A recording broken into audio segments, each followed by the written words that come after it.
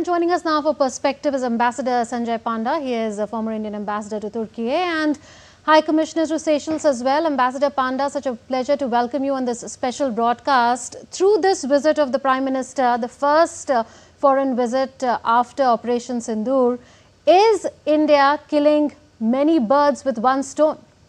Oh, you have hit the bullseye by saying this. Absolutely. This is actually a landmark visit, if you ask me, and the first international visit after Operation Sindoor. And the messaging, as I mentioned in diplomacy, messaging is more important or equally important as action.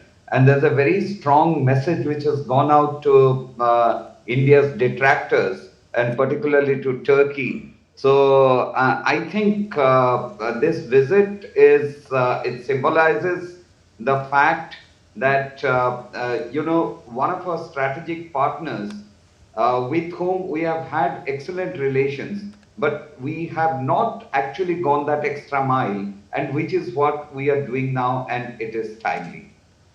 Ambassador Panda, we spoke to you last as the Prime Minister landed at the Larnaca International Airport and then made his way to the hotel in Limassol, where he was greeted enthusiastically by the diaspora as well. And thereafter, he addressed a business event and a private dinner capped the day's engagements for him. Looking back at day one's engagements, how do you assess the progress of the talks, the visit in particular, and also did it tick all the right boxes for you, especially symbolism attached by the fact that the President of Cyprus himself received the Prime Minister at the airport?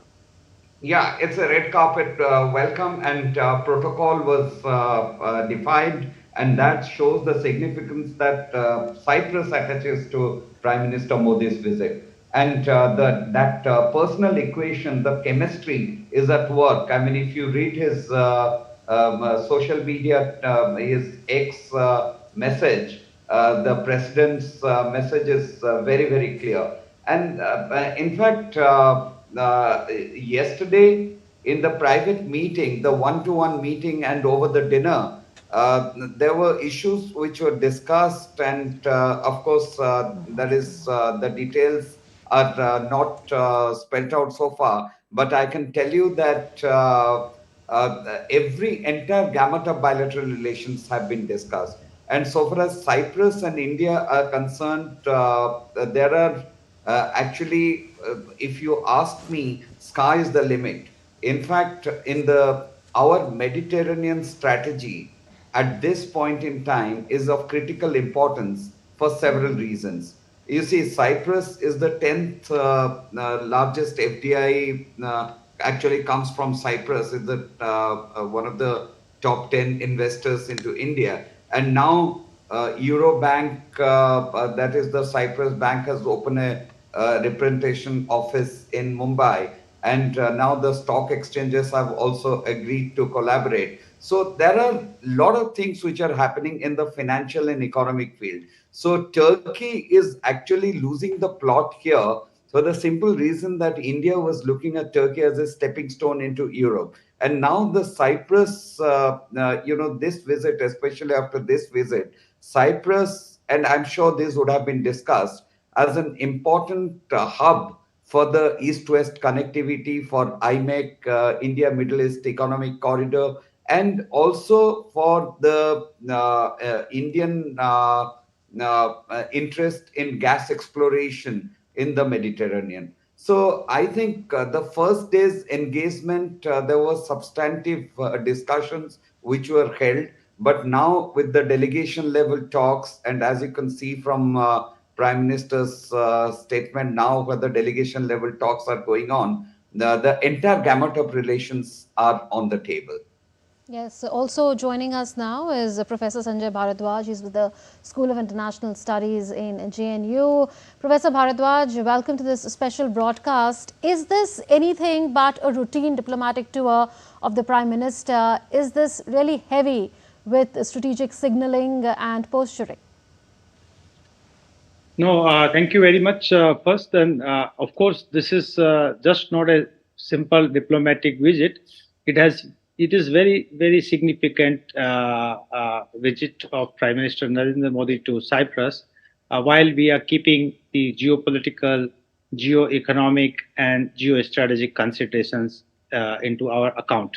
While we are talking about the geopolitical significance of Cyprus, of course, that we had been having a long partnership on number of political and strategic issues, global political and strategic issues. The Cyprus had been constantly supporting India's Kashmir position and had been criticized the Pakistan occupied Kashmir, what the Pakistan had been doing, and particularly extending support to the countering terrorism that India is suffering for long.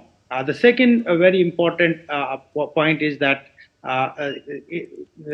Cyprus has been supporting India's candidature in the UN Security Council, and they are asking that it should be more democratic, and India's being a largest functional democracy in the world, their voice in the UN Security Council should be heard. The third very important aspects about the nuclear issues that it has been supporting that let India also become the member of the nuclear supply group, as well as like international atomic energy agencies. So that number of critical political issues had been constantly supported by Cyprus over the years. Second, very important that both the countries has very strong historical ties in a way of fighting against the colonial masters, fighting against the imperialist forces, and talking about the anti-colonialism, and that was that India has extended its support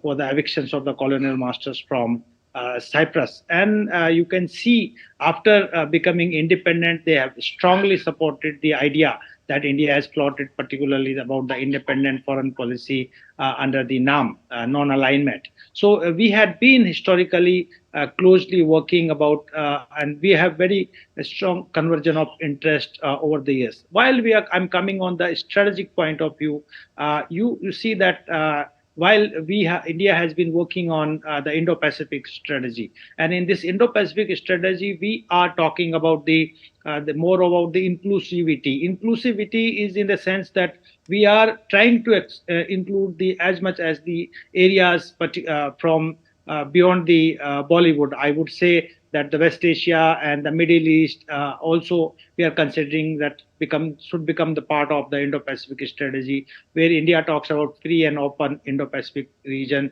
and free navigational rights. So in this perspective, while we are also looking forward to have strong strategic partnership with the Cyprus in the Mediterranean region, that where we have deep energy and trade relations